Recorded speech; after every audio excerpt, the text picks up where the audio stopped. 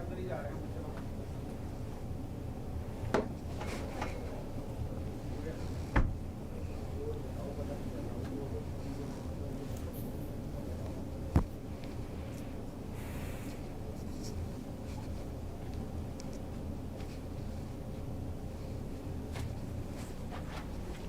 Hello and good evening MBA aspirants. So as we all know, MBA, that is Masters of Business Administration, is conducted on an annual basis every year on a rotational basis by the IIMs, and this leads your gateway or open the doorway to all the IIMs of India, that is Indian Institute of Management, and 100 plus other B schools. So what are those skills that you need to require to get into your favorite B school?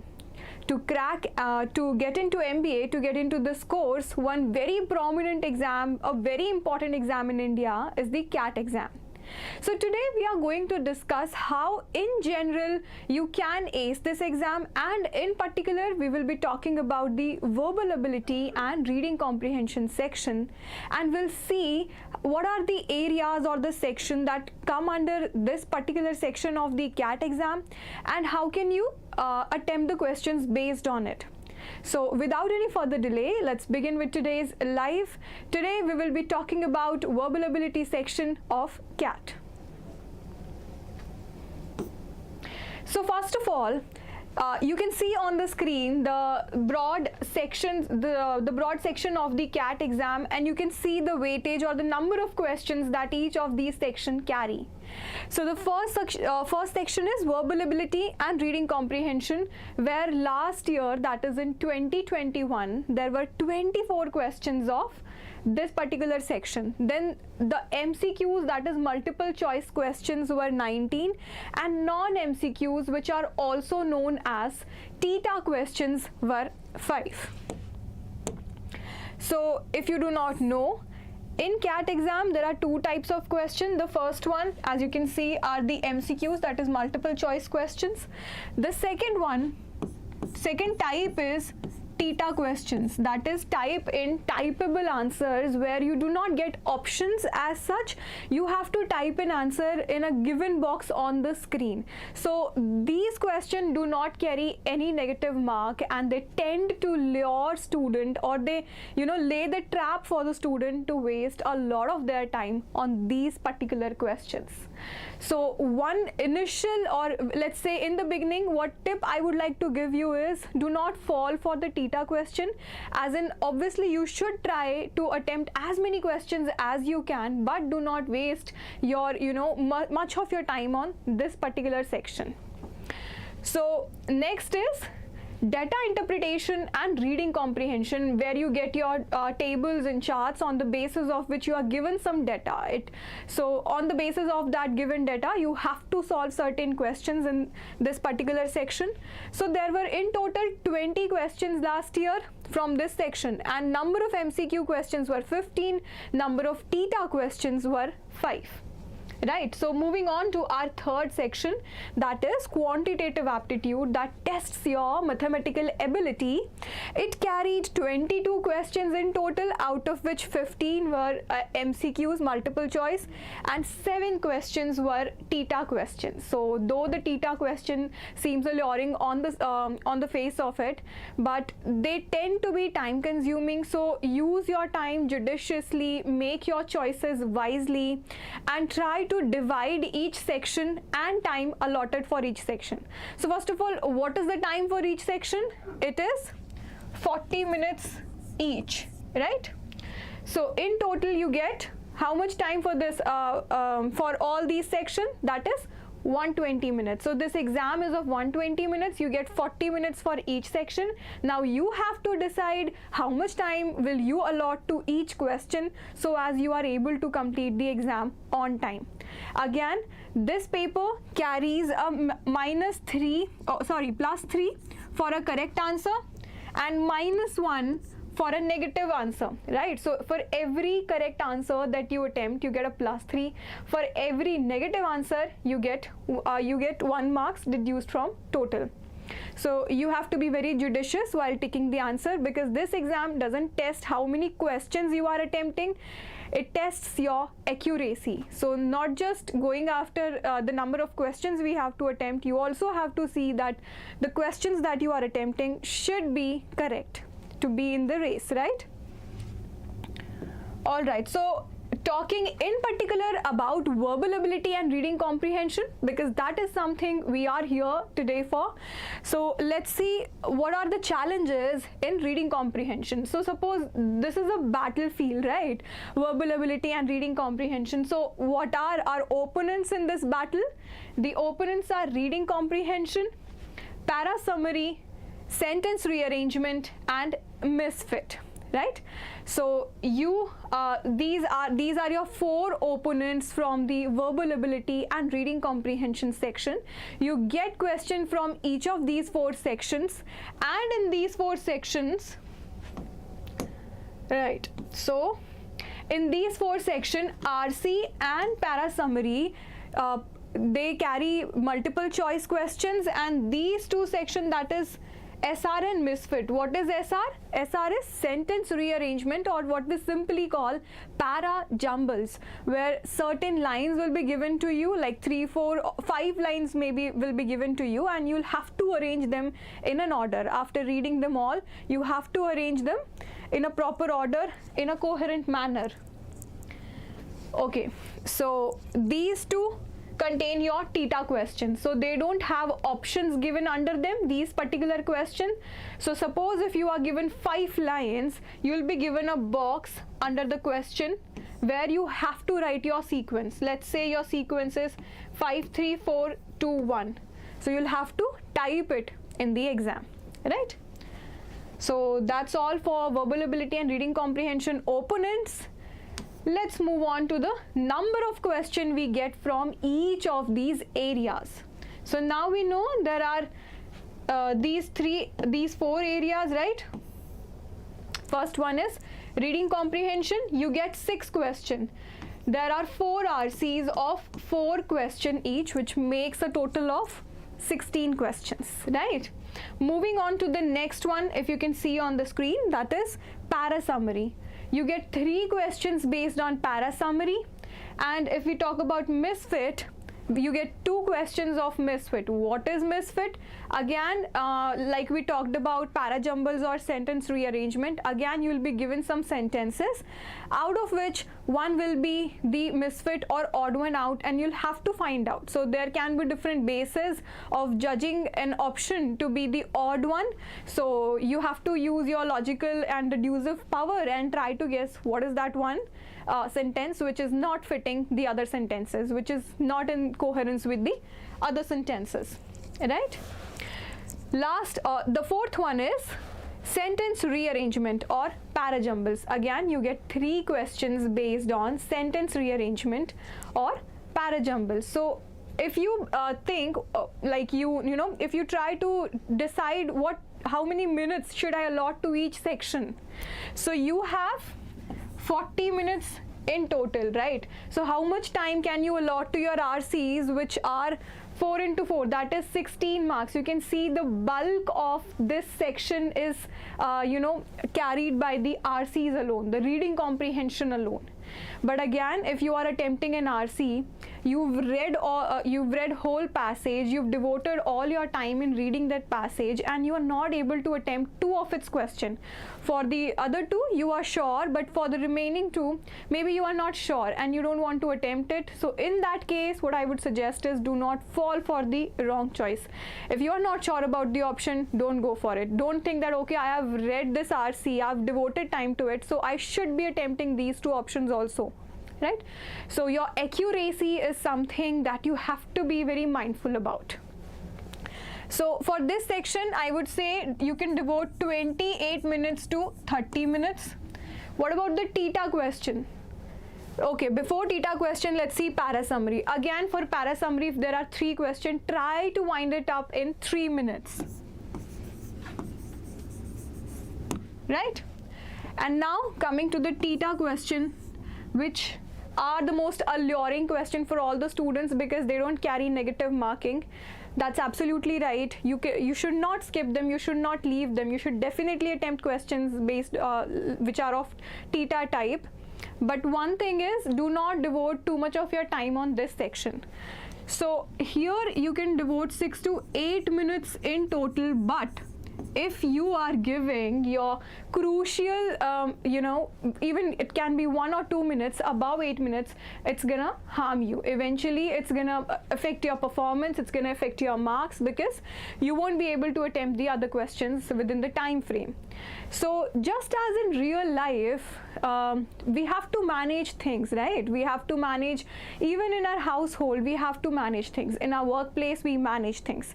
Similarly, this management course, it tests how judiciously you can manage your time, right? Because eventually this is what you are going for when you go in the field after completing your MBA.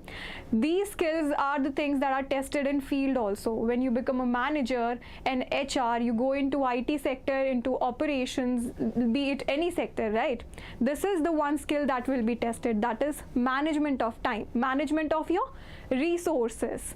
So aptly, this exam also tests your time management. So be very judicious about it. Right, so this is the division of the sections and how much time you can devote to each section. Right, let's move on to the next slide now. So we've already talked about what are the areas or the types of questions that come in exams. So why not see an example of each of them? So here I have a sample question from each of the all of the four areas. Let's see how you can what kind of questions you can see in the exam. So here I have an RC. Let's read this RC and see what question can come from this. Right, so people, those who are watching, feel free to read it and try to answer the questions, right? If you want me to stop, I can stop. Just inform me in the chat box. So the story of the Emperor's New Clothes is one of the Hans Christian Andersen's best known fables. Conmen fool the monarch into believing they have made him a fabulous suit that the unworthy will be unable to see. Right? Such an amazing RC, starting this RC at such a hilarious note. The author is smart enough to say this, to mention a story of an emperor, the tailor of whom made him, as such they didn't make him any dress, and they said to everyone that people, those who are not able to see it, are unable or they are unworthy, so that no one is going to point out the emperor that okay, you are actually not wearing anything, you are actually naked. So let's see, why have we given this anecdote? So courtiers dare not say that the emperor is naked. It takes a child to point out the obvious otherwise, right? But now they were in danger, so they didn't dare to point out. So the moral is that people are often too headbound by social convention to state their views. How many companies have plowed ahead with expensive projects that were favored by the chief executive even when the other managers have had doubts? So by giving an example, they are drawing analogy between two different stories. The first is the emperor's story and how his tailors fooled people. And the second one is of the corporate sector. So the area of the RC can be let's say economics, or it can be business, right?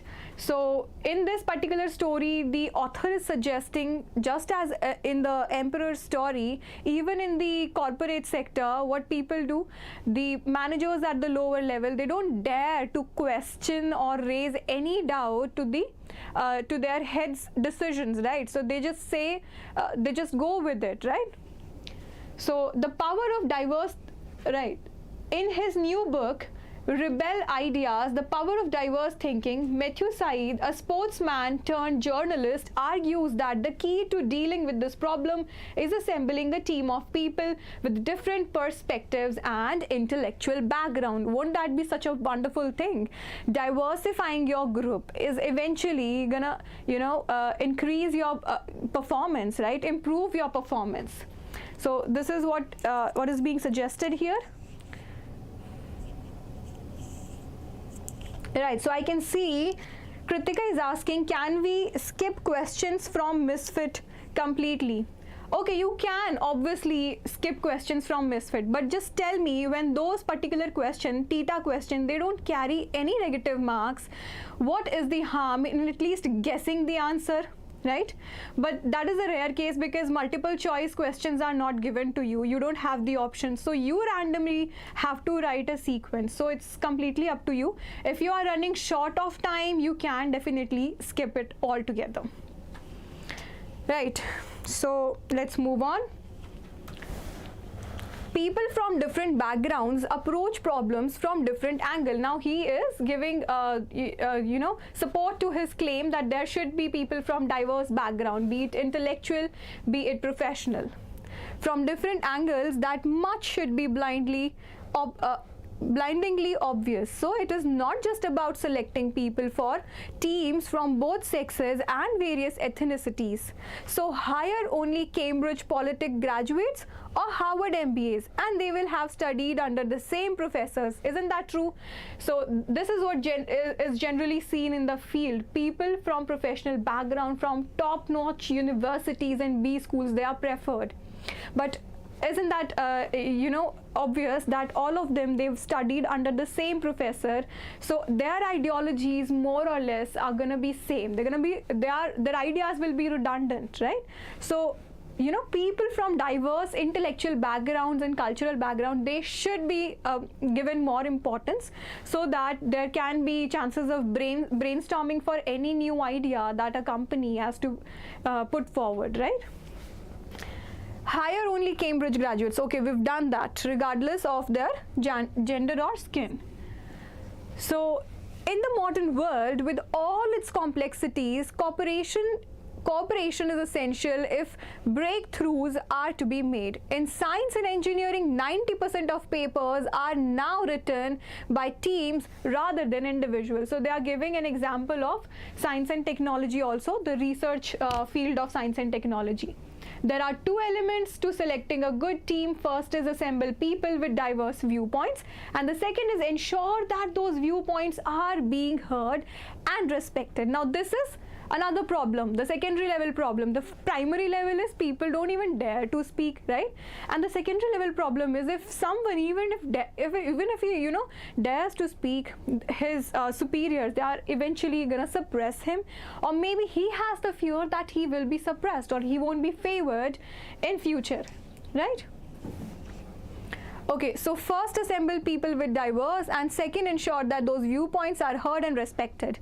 That may not happen if those in charge are overbearing. A study of over 300 projects by the Rotterdam School of Management found that those led by junior managers were more likely to succeed than those led by senior manager. So why this difference? Because people usually they are scared of speaking in front of their seniors, and they don't take their juniors too much seriously, and in that case they obviously put forward their idea because of their experience, because of their age. And it was seen otherwise, that the junior manager teams, they were seen to be performing well, right? Pointing out potential pitfalls to someone lower down the pecking order. Of course, there should be psychological safety also involved. This cannot be ignored. So one way to overcome diffidence while brainstorming, for instance, is for everyone to write down their ideas, but ensure that it is anonymous, right?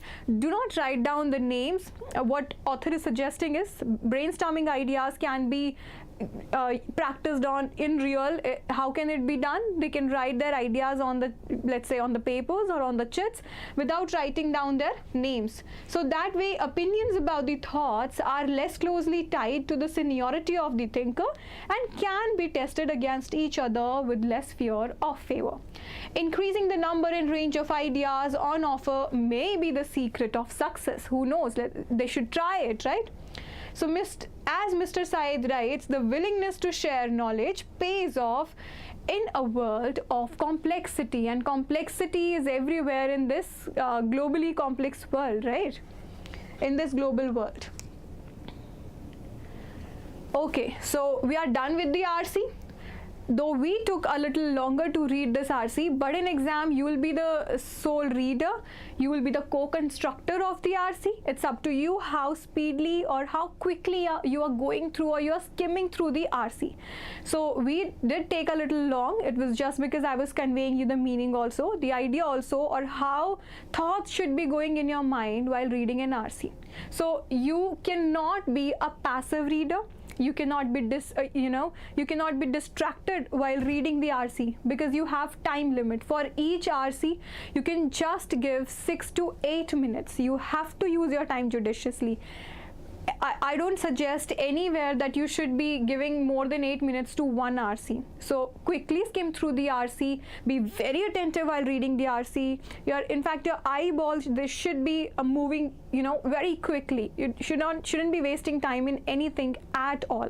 After the first reading, what should be clear to you? The first thing is the theme, that is the gist of the passage. What is that main thing, main idea that is being talked about throughout in the RC? If you want to go back to the RC for the title or theme, just have a look at the first passage and the last passage, just to make sure that the same thing which was being talked about in the first passage is being sustained till the last, and that's the major thing or not, right? And the other point is, just try to remember the key words or the key ideas of the passage, so that you don't have to go again and again to the RC to find the answers to different questions. So that was all for RC. Let's see, there are 2 questions from this RC. There will be 4, but I've just picked 2 questions because of the paucity of time. We just have to see what kind of questions actually come in CAT exam. So why does the author mention the story of the emperor's new clothes? Why was he doing this? Because he wanted to draw an analogy. He wanted to convey an idea. And what was that idea? So was it submissiveness does not allow for courageous talk? That's true. We cannot completely deny it. But again, when it comes to RC, what do you have to see? You have to read all the 4 options. You have to see which option is most apt. So rather than being, putting negative connotation to the ideas, and we cannot claim that the employees or the junior employees, they were being submissive. It's just that they were being careful, right? So this one is eliminated. Moving to the next one, children are unafraid to call a spade a spade. So where is this children coming from? This is out of the context. We are not talking about the children. Similarly, in the next one, adults are afraid to state the obvious even when it is glaringly clear. So this is not reason enough that they stay quiet. They are not afraid to state what they want to state. It's just that they are being careful.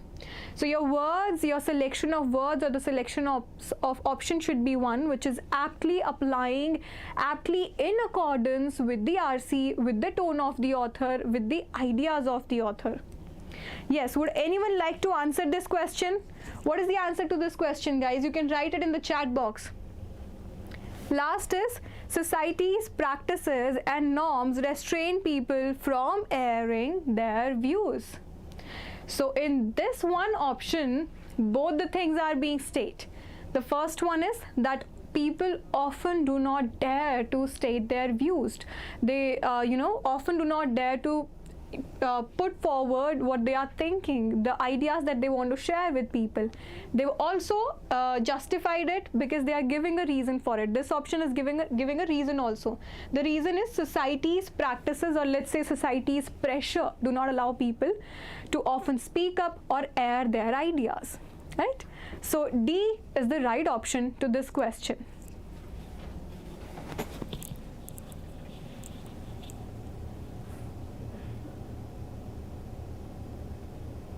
Yes, I can see Ritik is saying D. Absolutely right, Ritik. You're absolutely right. Okay, let's see if you can answer the next one. The next one is, which of the following would best state Matthewside's solution? So they've given 4 options. In this particular case, the kind of difficulty you can face is the difficulty of jargon or the difficulty of vocabulary. If your vocabulary is not good enough, if you've not accumulated enough words into your vocabulary, such questions can pose difficulty for you. So as you can see, the 4 options: behavioral diversity, cognitive congruence, cognitive diversity, and diverse perception. on the surface it seems that these are difficult phrases, these are difficult words, but if you look at them carefully, and in exam when you get such questions, this is still relatively easy. You can get even more difficult than this one. What you can do is simply calmly go through the questions, try to guess the answer by the context, try to guess the meaning of the words, and definitely you'll be able to crack the right answer. Yes, what is the answer to this question, guys?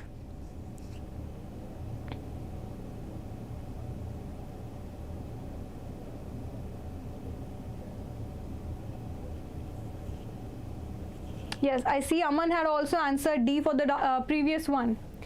Here, are they talking about behavior or are they talking about ideas?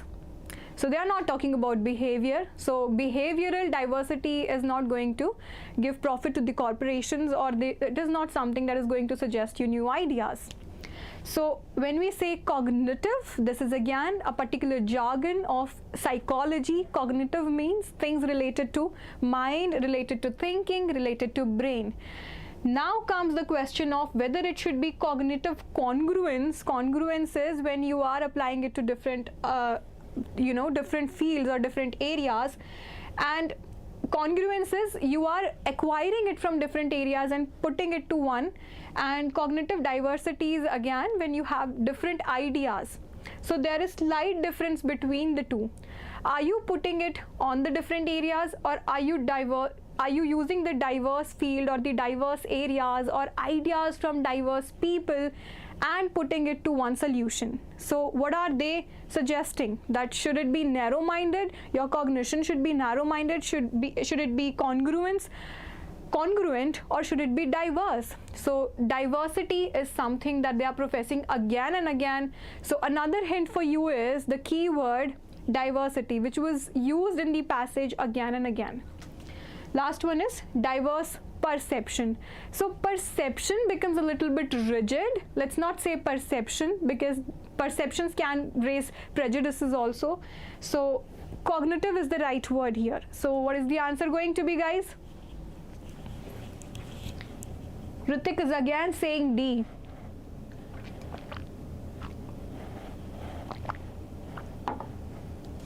So when we say cognitive diversity, we are saying, okay, people have different mindsets and there should be something backing it up. They should have reasons for it. But when we say diverse perception, it's more of like what I believe should be. So perception is not the right or apt term here. The answer will be cognitive diversity.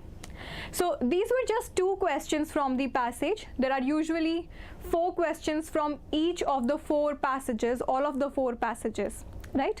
So this was all about RC. We just had 2 questions from the RC. So now you know what kind of difficulties an RC can pose for you. First of all, you have to read it in time. You have to complete reading it, skimming through it on time. The second difficulty is attempting all the 4 questions if you can. So do not waste too much of your time on bothering on that one question which you are not able to crack. Just leave it and move to the next RC. This is what I would suggest.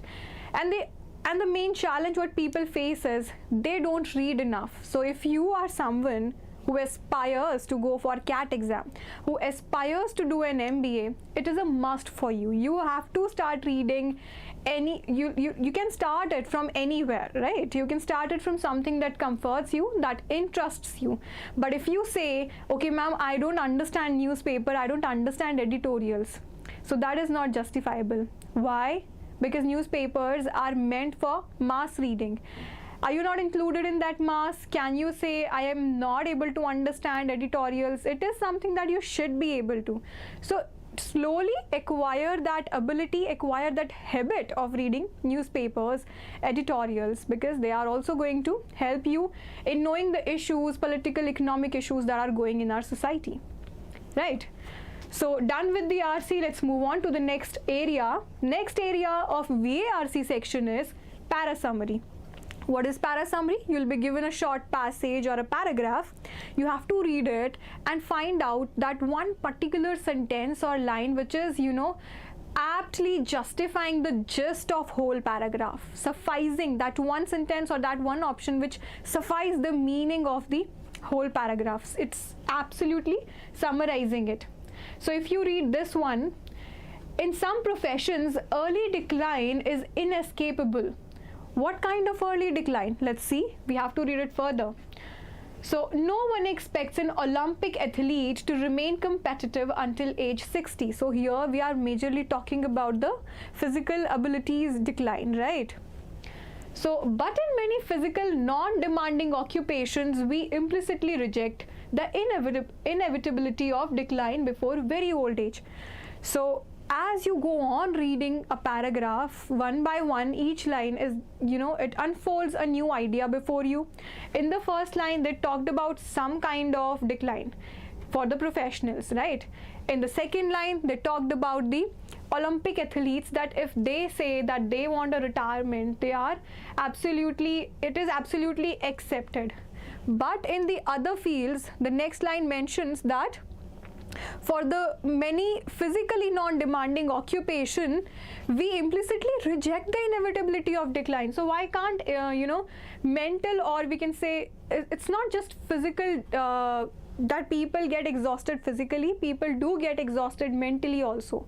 So this criteria should also be considered if we talk about retirement, or if we talk about that someone wants to decline from that position, from that profession. So sure, our quads and hamstrings may weaken a little as we age. That's true. We physically we get weaker, and it's physically visible, right? Explicitly visible. But as long as we retain our marbles, our quality of work as a writer, lawyer, executives, or entrepreneur should remain high up to the very end of right. So he's questioning it, he's sarcastically questioning it, raising a question. Many people think so. I recently met a man a bit older than I am who told me he planned to push it until the wheels came off. So in effect, he planned to stay at the very top of his game by and means necessary, and then kneel over. So yeah, people can be of different types. So he met one particular person who is elder to him in age, but still he wanted to continue. He didn't want to yield, he still wanted to continue. So what is that one line which is completely sufficing the whole passage? Take your time and try to answer this question.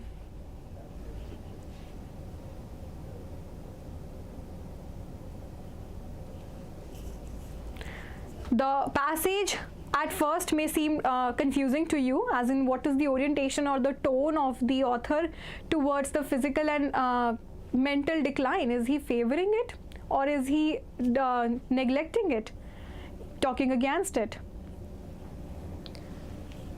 Right, I can see Aman is answering C. Are you answering in respect of this question, guys?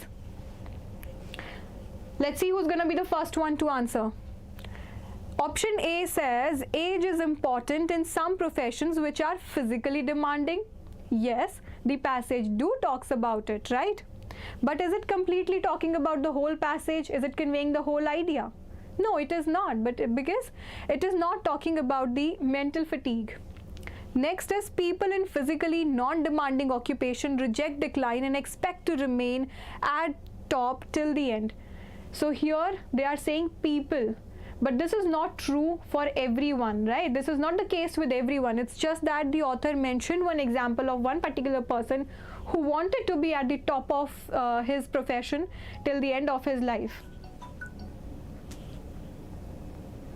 So this again is eliminated. So we are left with two options. I've made it really easy for you. What is the right answer, guys? I can see people are saying C.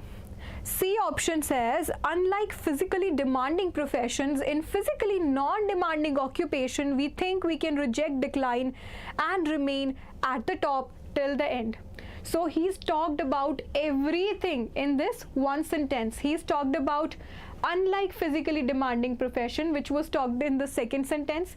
Then he's talking about physically non-demanding professions and occupations also, and also concluding the last line, that is, we think that we can reject decline and remain at the top of it, and that we never yield, but that's not true. So this is one option that is completely sufficing the whole passage. Right? Is it clear, guys?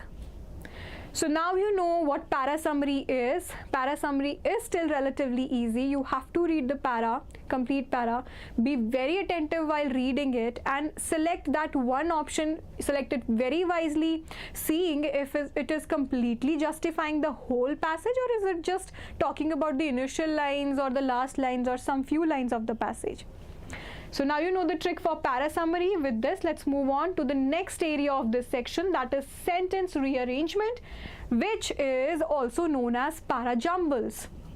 So ignore this red box. I'll mention about this later on. Let's first see the question. So compared to the Silmarillion, The Hobbit and The Lord of Rings were, as he saw it, mere side projects he did to please his publishers.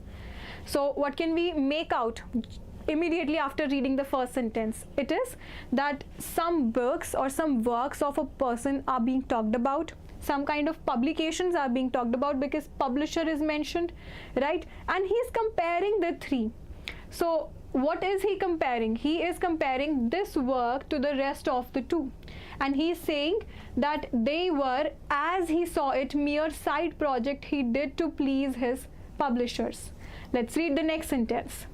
The Silmarillion, published posthumously in 1977, is not Tolkien's best known work. So the author is named here, guys. The author of all these three books is Tolkien's. So is not Tolkien's best known work, but he considered it to be his most important. So he considered it the masterpiece, no matter if it has not gained that popularity as did Hobbit and the Lord of the Rings, which I am sure all of you must have watched the movie and read the book as well. So he worked on it throughout his life. So can you notice one thing? The tip for these type of questions, so for para jumbles, is the pronouns are being used in the first and the third line, in the third sentence, and if we talk about the second option, the name of the person or the proper noun is given to us. So we all know that whenever we are talking about someone, initially we use the name of that person, and to make it less redundant, we use a pronoun afterwards when we are continuously talking about the same person. So you get your hint here, right? So to can be our first line, right? So what you can do is, while attempting such questions, scribble it somewhere on your rough sheet that to is you suspect that to is the first sentence because proper name is given there. So he worked on it throughout his life and claimed he did not remember a time when I was not building it. So he is particularly talking about this Silmarillion work. The fourth option is, it tells the history of the elves from the creation of the world to the end of the first age, a period of several thousand years known as the Elder Days. It tells, it means the pronoun it is used for some non-living thing, right? We use the pronoun he for a living person, for this person Tolkien's, and now he is saying it. So what can be the pronoun for which we are using this it? The main pronoun or the major book that he is continuously talking about is this book. So this it is for this book. Another hint for you guys is you can make pairs. First you've decoded the first line, which is this one, and now you can make pair. Here the name of the book is given, here the pronoun for it is used. So this is our second line. So this should be your process, your thought process while attempting questions based on sentence rearrangement or para jumbles. The fifth sentence is, in a letter on display in the exhibition, he writes, I don't much approve of The Hobbit myself, preferring my own mythology. Doesn't it sound like it's the concluding line? So yes, you have to use your intuition, you have to use the proofs from the given sentences or the given option, all of it. Sentence rearrangement is something for which you have to develop a kind of habit, a kind of attitude towards attempting these questions. So this comes with practice. So do practice more and more if you want to ace this section. Right, so what is the right sequence? We've guessed that this is the ending line, so we can say this is the fifth one. We are left with 3, and one. So he worked on it throughout. Again, we are using the pronoun it. We are using it for this book. So once we have said that second option is the first sentence, it should be the first sentence, this should be the second sentence. In continuation, after talking about that, okay, this book is all about elves, he's also mentioning that he worked on it throughout his life. So this becomes our third sentence, and we are left with this one, which is the fourth. So this is the right sequence. So why have I given this red box here? Because I wanted to highlight it. Even in the exam, when you get theta question, this is a theta question. Theta question is type in typeable answer. So you are allowed to type the answer. You are allowed to type like 1, 2, 3, 4, 5, 5, 4, 3, 2, 1, anything, what are the sequences. You will be given an empty box there. You are not given any options. You are not given any suggestions, MCQs. You are given a box. You have to type the answer. So this is how a theta question looks like. Right. So now that we are done with sentence rearrangement, let's move on to the last area, which is misfit. So let's read them and try to guess what is the odd one sentence out. What you have to do for this is be very attentive, read all the sentences carefully and see what is the offbeat sentence. Is it talking about something else? Let's see. In fact, social cohesion and citizenship require shared forms of communication and comprehension, not monolingualism. So we are talking about social cohesion. Social cohesion, right? In the next, we are talking about in a world in which we all have overlapping and intersecting identities, it is no longer possible to classify people on the basis of single language, religion, culture. So we are talking about society. We are talking about the factors affecting it, the factors that constitute it, that is different language, diverse languages, diverse religion, and diverse culture. In the third sentence, the first word itself is the trigger word, which is economic integration. Where is this economic coming from? But to make it sure, you'll have to read all the rest of the two also. So first thing that I would like to talk to you about misfit is you don't have to necessarily understand each and every meaning. Don't get scared. Don't fret after looking at difficult words. These questions are still relatively easy, because you just have to find out one question that is somehow not in tune with the rest of the four. So if you see this one, economic integration worldwide has spurred the development of technical and audiovisual translation. So completely the jargon has been completely changed in this particular case. Linked to product development and services for multilingual markets, especially in the fields of software development, multimedia, internet, film, and video games. Let's quickly go through the remaining two. While distinctive food, dress, song, we've come back to the cultural, social factors, etc. are often accepted and integrated into mainstream culture. This is much less true of language diversity. Despite claims that multilingualism is socially disruptive. So even without reading the complete sentence, now you know what is the odd one out. The odd one is this one, where they are talking about economic integrity and about multimedia development, internet, and so on. So this one is the odd one out. Was anyone able to guess it?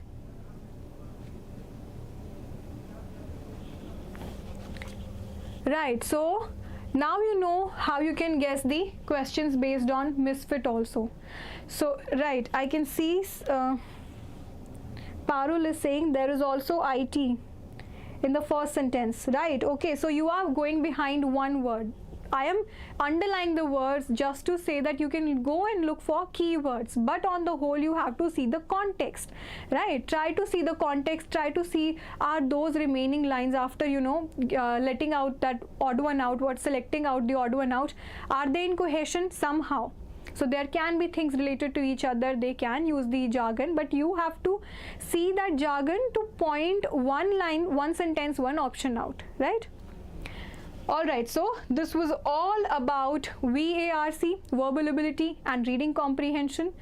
Most of its questions are from reading comprehension. 16 questions are from reading comprehension. So you cannot run away from reading, because reading is something that is also going to make you well versed eventually in para summary and para jumbles also. If you are good with reading, if you know how to judge a paragraph, that it is a tightly knit one, it makes a complete sense, it is a cohesive one. How will you know it? You will come to know it only after enough reading. So it is still not late. If you are aspiring to get into your favorite B school, you are aspiring to land in your dream college, start reading, start preparing for VARC section of this particular exam, and it won't be that difficult, trust me. So that's all for today. Thank you so much and have a wonderful learning experience.